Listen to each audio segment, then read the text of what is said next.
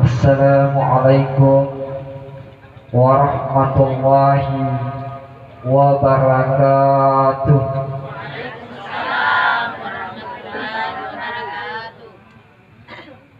Alhamdulillahi rabbil alamin, hamdan syakirin hamdan na'imin, wala hawla wala quwwata illa billah.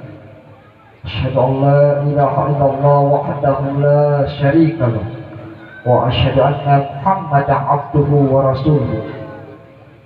Allahumma salli ala habibina wa syafi'ina wa maulana Muhammadin sallallahu alaihi wasallam.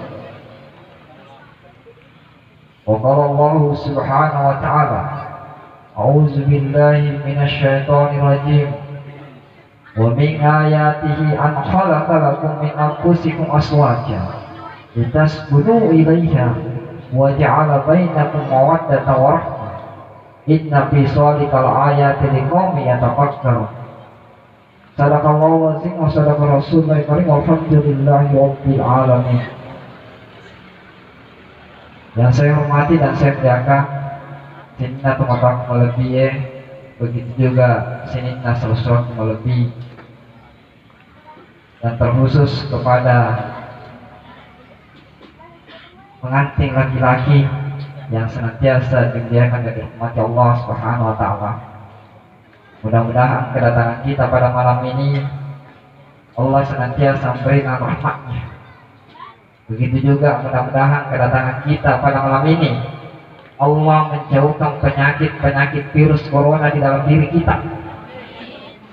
Dan mudah-mudahan kedatangan kita pada malam ini senantiasa memberikan kemudahan dan rezeki kepada kita semua, sehingga kita menjadi hamba-hamba yang dijadikan hamba yang mendapatkan rahmat dari Allah Subhanahu wa ta'ala. Sini teman-teman yang seru-seru berjamaah yang dimuliakan Allah Subhanahu wa ta'ala. Salah satu tanda kekuasaan Allah Subhanahu wa ta'ala yaitu ketika Allah Subhanahu wa ta'ala mempertemukan sebuah pasangan antara laki-laki dan wanita. Sebagaimana ayatnya Allah, wa min ayatihi an khalaqa lakum min anfusikum azwajan litaskunu ilaiha wa ja'ala bainakum mawaddah wa rahmah. Salah satu bentuk tanda kekuasaan Allah ketika Allah mempertemukan sebuah pasangan antara laki-laki dengan wanita, seperti hanya dinda kita Faisal yang tadi siang dilangsungkan akad nikahnya bersama dengan Salma. Mudah-mudahan menjadi keluarga yang sakinah mawaddah wa rahmah. Karena salah satu tujuan pernikahan adalah litaskunu ilaiha, untuk mendapatkan ketenangan, ketentraman dan kebahagiaan. Asal mereka masih kaloloki, saya yakin dan percaya senantiasa penasaran maka yang mana nanti menjadi istri saya, yang mana jadi pasangan dan pendamping hidup saya. Maka inilah bentuk penasaran kita, dan ketika kita dipertemukan, maka inilah salah satu bentuk kekuasaan Allah Subhanahu wa ta'ala. Jemaah yang dimuliakan Allah Subhanahu wa ta'ala, apa yang perlu kita lakukan sehingga keluarga itu menjadi harmonis, menjadi sakinah mawaddah warahmah? Maka ada 3 yang perlu kita lakukan sehingga keluarga itu menjadi harmonis, sakinah mawaddah warahmah. Salah satunya adalah senantiasa kita memiliki resep saling menghargai antara satu dan yang lain.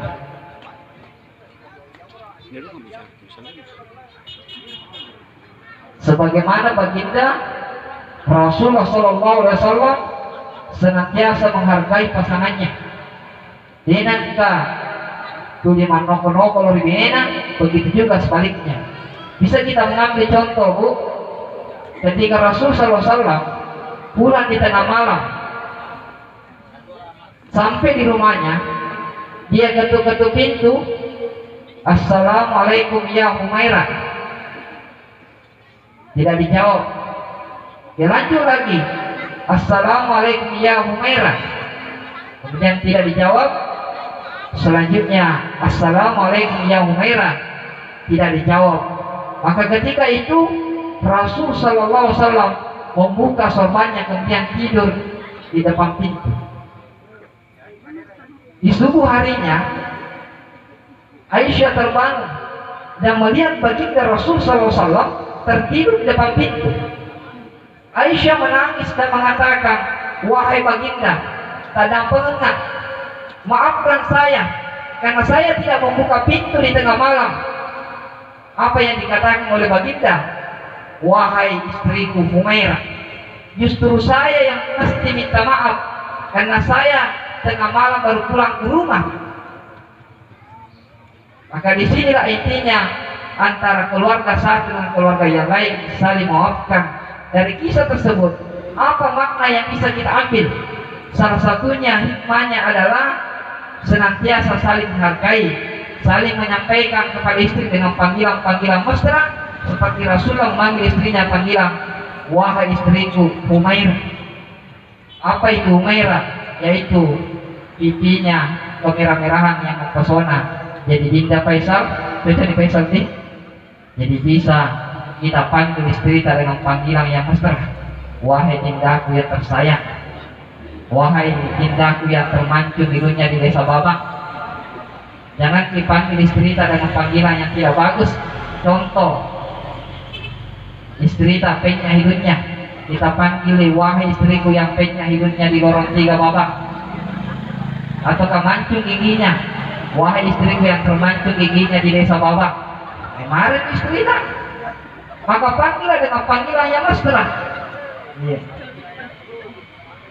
Jamaah yang dimuliakan Allah Subhanahu wa taala, begitu juga seorang istri senantiasa memanggil suaminya dengan panggilan yang baik. Sayang, mau kita makan, di mana kita mau makan? Mau kita makan di atas meja atau di atas kasur? Terserah apa. Inilah istri yang baik, yang senantiasa mengajak suaminya. Makanya pernah sahabat mengatakan, ketika ada seorang istri yang mengajak suaminya, maka termasuk ibadah seperti naik umrah 1 kali. Jadi narik ke BKP itu ya kita ya BKP itu mentre umrah nilai pahalanya. Bayangkan Bu, luar biasanya. Jamaah yang dimuliakan Allah Subhanahu wa taala, ini narik ini sekim makun rai. Nasabah makun rai, mereka tuh itu makun rai ke timu-timu. Maksudnya kalau dia ketemu dengan ibu-ibu ya biasa cerita masalah kinah, maka dia lakiku ya kui tagar-tagar tanah karena ada lakiku, tetapi narik kematian berway partusan laki jamaah yang dimuliakan Allah Subhanahu wa taala. Tapi dia telah ke desa Babangnya, aku mira mabelai Indonesia. Selanjutnya, sebagai suami istri harus saling menghargai. Engkau kimopi bineta melebihi, begitu juga topi laketa dengan panggilan melebihi. Kemudian resep yang kedua untuk menjadikan keluarga kita harmonis, sakinah, mawaddah warahmah, yaitu senantiasa menanamkan nilai-nilai kesabaran dalam rumah tangga. Ya kita percaya Bu, setiap rumah tangga kemana masalah. Laki-laki juga ada masalahnya. Dan masalah yang terbesar yang dihadapi oleh suami, dan saya ini survei membuktikan rata-rata masalah lopona berani yaitu narik kubinena tuli harmoko agak sen harmoko hari-hari manoko, itu masalah terbesar. Moto na manoko, melo si mana laki na manoko, isu di bola na manoko, melo si matu matindro keranjangnya manoko sih, gagal kejadian. Makanya makiran regruta engka tu dua waktu dina wati manoko makun reye. Yang pertama narik komelo imus tulaketa majama ajak lalok itu manoko manangka nasabah narik manoko kita melo laketa mas saudara majama pada leno pengatala, maka akan jauh rezeki dari Allah Subhanahu wa taala. Selanjutnya waktu yang kedua dina wati manoko makun reye lo takena narik ko aroiki manangka nasabah narik ko araw ini melo ni woni tuli manoko-noko makun reye. Dari kakak kejadian sehingga digaga wija-wija. Itu kan wija-wija narik manok-manok aku raya. Begitu gak Pak? Makanya itu sampaikan apa yang disampaikan oleh anggota. Maka yang kedua waktu dia nawat di manok-manok aku raya narik komelo jauh pemasapa dalle maketa nanya narik kopoli sapa dalle maketa, yaitu sudah sampai di sini. Tuh mata kunaya saudara jamaah yang dimuliakan Allah Subhanahu wa taala. Makanya kunci untuk menghadapi segala bentuk persoalan-persoalan yang kita hadapi yaitu astainu bisabri wasalat, yaitu bersabar dan engkau kita tonton sebanyak. Termasuk negara kita saat ini dilanda sebuah masalah. Apa masalah yang dilanda? Yaitu masalah penyakit virus corona. Itu adalah masalah semua. Maka konsepnya adalah sabarati untuk menghadapi segala bentuk ujian-ujian yang Allah berikan kepada kita. Selain bersabar, berdoa kepada Allah Subhanahu wa taala.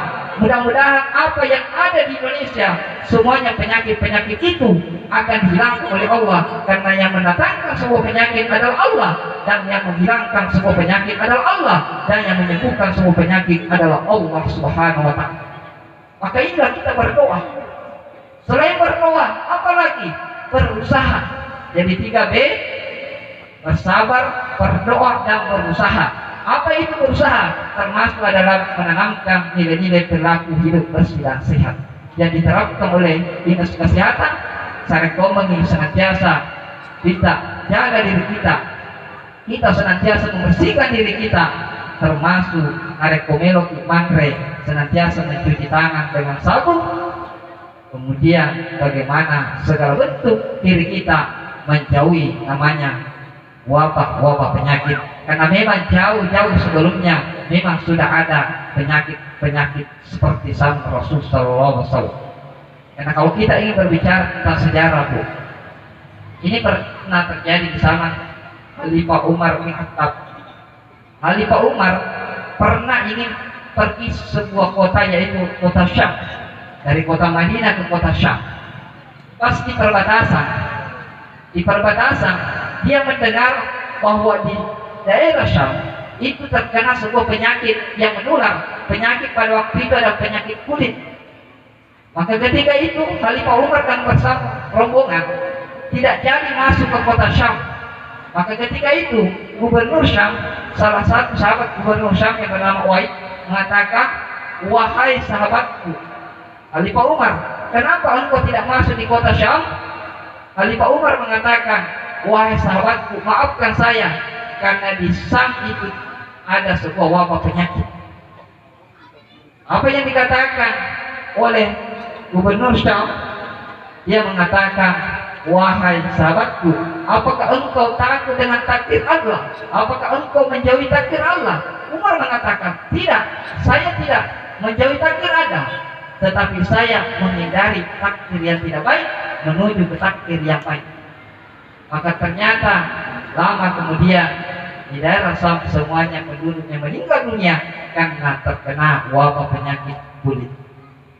Sehingga inilah intinya dalam hadis Rasul mengatakan, jangan kita mendekati daerah-daerah yang terkena penyakit wabah. Jangan pernah kita mendekati, termasuk mendekati orang-orang yang terkena penyakit virus corona, karena ini bisa menyebabkan kematian yang massal. Sini teman-teman kunanya saudara jamaah yang dimuliakan Allah Subhanahu wa taala, sama hanya kalau kita memasuki daerah kandang serigala. Tentu kalau kita memasuki kandang wilayah serigala, pasti kita akan mati. Dan kita hindari daerah itu. Ketika kita menghindari, maka itu bisa menjauhi dari segala bentuk mara bahaya yang ada dalam diri kita. Sini teman-teman yang saudara jamaah yang dimuliakan Allah Subhanahu wa taala. Selanjutnya yang ketiga, konsep yang perlu kita terapkan dalam membina rumah tangga sakinah mawaddah warahmah, yaitu senantiasa memiliki sifat syukur dalam membangun rumah tangga. Kita syukuri segala bentuk apa yang Allah berikan kepada kita, dan ingat, sebagai seorang pemimpin punya tanggung jawab. Ar-rijalu qawwamun 'ala nisa, pemimpin bagi istrinya. Salah satunya adalah menjadikan istri kita untuk taat kepada Allah. Maka seorang suami harus pandai membaca ayat-ayat suci Al-Quran, karena besok lusa Dinda Faisal akan menjadi pemimpin, menjadi imam sholat. Nasabah ketujuh yang tahu desi segala sen mengaji. Biasa orang masyarakat coba kita baca umul Quran. Maka tegana ya umul Quran, surah Al-Fatihah. Tegana ya surah Al-Fatihah. Alhamdulillah. Ya kok alhamdulillah apa si kama di kapal Al-Fatihah alhamdulillah. Apalagi dari pesan Fatihah nih. Ini rajulin apa pengempu inna atena. Maka dari lakinna inna atena kal kausar wasalli li rabbika wadhar. Inna atena kal kausar wasalli li rabbika wadhar. Inna atena kal kausar wasalli li rabbika wadhar. Murasisan ni binena. Subhanallah di bawah makmum imun subhanallah. Malah jumpi inna atena kal kausar wasalli li rabbika wadhar. Murasisan anak inna lillahi wa inna ilaihi raji'un. Kanya sambungan mah. Maka ini sebagai pemimpin perlu menjadikan nuansa-nuansa agama dalam kehidupan rumah tangga kita. Nasabah engkau itu menjadi imam dalam rumah tangga. Terakhir Dinda, sebagai anak perlu kita mengingat segala bentuk perjuangan orang tua yang kita miliki. Coba kita tengok Dinda Faisal. Iya, coba kita tangkap mata. Coba kita lihat Dinda.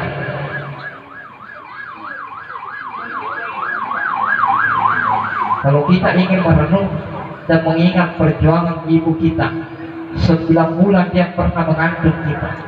Susah payah dia mengandung kita. Dia tidak pernah peduli tentang sakitnya ketika dia bawa kita. Dilahirkan dengan susah payah, menetes darahnya kita. Dia tidak pernah peduli sakitnya ketika melahirkan sosok anak. Saya kau mengiru anak-anak yang menjadi anak 7, anak yang senantiasa taat kepada Allah dan kepada orang tua. Begitu juga Dinda. 2 tahun dia menyusui kita, susah payah, bahkan dia rela mengorbankan tidurnya, makannya, minumnya. Demi siapa? Demi kita, anaknya Dinda.